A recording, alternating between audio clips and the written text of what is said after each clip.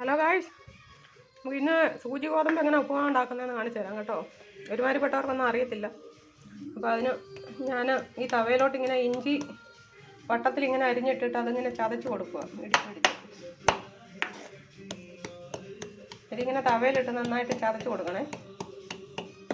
ചതച്ചിട്ടിട്ട് നമ്മൾ ഇത് സൂചി ഗോതമ്പ് വെള്ളത്തിൽ ഇട്ട് കുതിർത്ത് വെച്ചതാണ്. അത് തിളപ്പിച്ച വെള്ളം ഒഴിച്ചിട്ട് 1 മണിക്കൂർ വെച്ച് കഴിഞ്ഞപ്പോൾ നന്നായിട്ട് കുതിർന്നു. ഇതിന് അടുപ്പ് ഇടുമ്പോൾ നമുക്ക് അധികം വേവിക്കേണ്ട ആവശ്യമില്ല, വെള്ളം ഒഴിക്കേണ്ട ആവശ്യമില്ല. ഇങ്ങനെ കുതിർന്ന് കഴിയുമ്പം പിന്നെ നമുക്ക് ഈസിയാണ്. ഇത് കണ്ടോ നന്നായിട്ട് കുതിർന്നിരിക്കുക. ഇനി നമുക്കിത് അടുപ്പിട്ട് കടുക് വറുത്ത് അടുപ്പിട്ടിട്ട് ഉപ്പുമൊക്കെ ചേർത്ത് എടുത്താൽ മതി.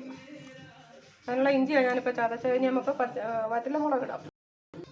ഇത് കണ്ടോ, ഇങ്ങനെ വറ്റലമുളക് ചെറുതായിട്ട് അരിഞ്ഞിടണം, ഇഞ്ചിയും വറ്റലമുളകും. ഇനി നമുക്ക് അതിനാവശ്യമുള്ള കറിവേപ്പിലയും കടുകും വെളിച്ചെണ്ണയ്ക്കകത്ത് ഉണ്ടാക്കണം, നല്ല രുചിയാണ് കേട്ടോ. ഇത് വെളിച്ചെണ്ണ ഒഴിച്ച് വെളിച്ചെണ്ണ ഒഴിച്ച് ആവശ്യത്തിന്, എന്നിട്ട് നമ്മളത് അടുപ്പിൽ വെച്ചു. എന്നിട്ട് നമുക്കുള്ളത് ഇളക്കി കൊടുക്കണം. തവയിൽ പിടിക്കാതിരിക്കാനും നമ്മൾ ഇഞ്ചി ഇത് വെച്ച് ഇടിച്ചോണ്ടേ ചിലപ്പോൾ അത് പറ്റി പിടിക്കും. അപ്പോൾ അതൊന്ന് ഇളക്കി കൊടുക്കാം നമുക്ക്. ഇത് ചൂടാകുമ്പോഴത്തേക്ക് നമുക്ക് കടുക് ഇടണേ. ഇത് കണ്ടോ ഒരുമാതിരി മൂക്കാറായി. അതിനകത്തോട്ട് നമുക്ക് കടുക് ഇട്ട് കൊടുക്കാം. തീ ഒത്തിരി കയറാൻ നോക്കിക്കോണേ. തീ ഒത്തിരി കയറി കഴിഞ്ഞാൽ പിന്നെ കരിഞ്ഞു പോകും ഇഞ്ചിയൊക്കെ കേട്ടോ. അതുകൊണ്ട് ഇഞ്ചി വറ്റലമുളക് ഇതിനകത്ത് പച്ചമുളക് ചിലർക്ക് ഇപ്പോൾ വറ്റലമുളക് ഇല്ലെങ്കിൽ പച്ചമുളക് അരിഞ്ഞിടാം. പഴുത്ത പച്ചമുളക് ആയാലും മതി, പച്ച കുഴപ്പമില്ല. പക്ഷെ മുളക് ഇടുമ്പോഴേ ഒരു മണവും അതിൻ്റെ ഒരു പ്രത്യേക രുചിയൊക്കെ ഉണ്ട്. ഇതൊക്കെ പണ്ട് സ്കൂളിൽ കഴിച്ചതൊക്കെ ഓർമ്മയാണ് എനിക്ക്. കടുക് ചൂടാകുമ്പോഴത്തേക്ക് നമുക്ക് കറിവേപ്പില ഇട്ട് കൊടുക്കണം. അപ്പോൾ കറിവേപ്പിലയൊക്കെ ഇങ്ങനെ അടത്തി വെച്ചേക്കുവാണെങ്കിൽ ഇടാനായിട്ട് സൗകര്യം നമുക്ക് പെട്ടെന്ന്. അത് കറിവേപ്പില ഞാൻ ഇട്ട് കൊടുത്തു. കടുക് ഇച്ചിരി പൊട്ടാനുണ്ട്. അത് പൊട്ടി കഴിയുമ്പോഴത്തേക്ക് പിന്നെ കരിയാൻ പറ്റാത്തത്.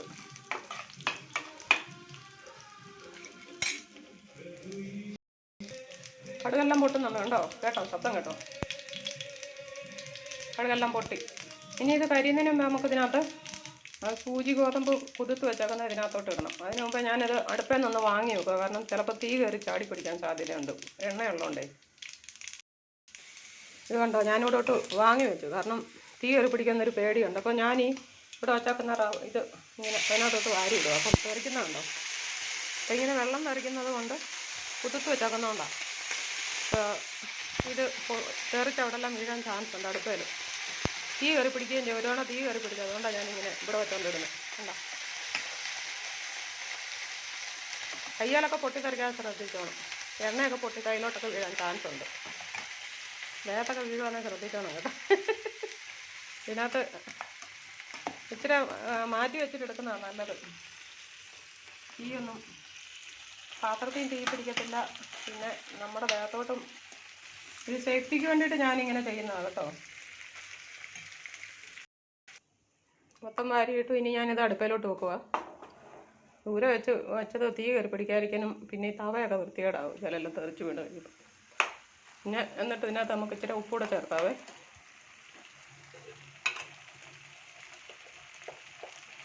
ആവശ്യത്തിന് ഉപ്പ് ചേർത്തോണം, അത് മാവിൻ്റെ അനുസരിച്ചാണ് കേട്ടോ.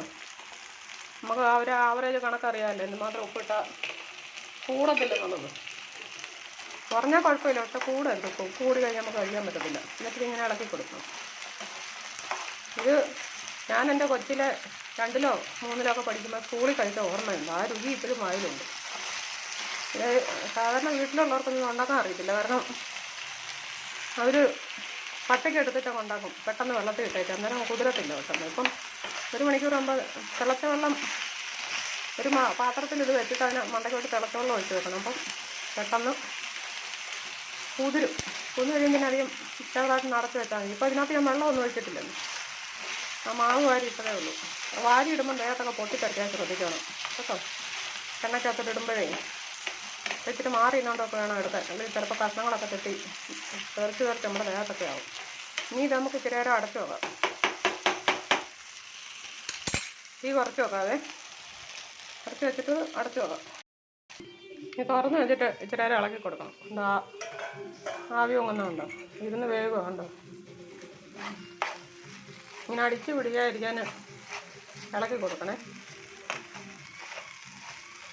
കുറച്ചേരം ഇരിക്കുമ്പോൾ ഇങ്ങനെ അടിച്ചു പിടിക്കും. സ്കൂളിലൊക്കെ പക്ഷേ അടിച്ചു പിടിച്ചതിന് ഒരു പ്രത്യേക രുചിയാണ്. സ്കൂളിലൊക്കെ നമ്മൾ കഴിച്ചിട്ടുണ്ട്. ഇങ്ങനെ ഇളക്കി കൊടുക്കണം. തീ കുറച്ചിട്ടാക്കുമോ അങ്ങനെ. തീ കൂടി ഇട്ടാൽ പെട്ടെന്ന് കല്ലിലങ്ങ് പിടിക്കും. ഇതുപോലെ 1-2 തവണ ഇങ്ങനെ അടച്ചു വെച്ചിട്ട് പിന്നെ തുറന്ന് വെച്ചൊന്ന് ഇളക്കി കൊടുക്കണം. അത് കഴിഞ്ഞിട്ട് പിന്നെ വെള്ളം പറ്റി കഴിയുമ്പോൾ അടച്ചു വെക്കണം. അടച്ചു വെച്ചിട്ട് പിന്നെ കുറച്ച് കഴിയുമ്പോൾ കഴിച്ചാൽ മതി.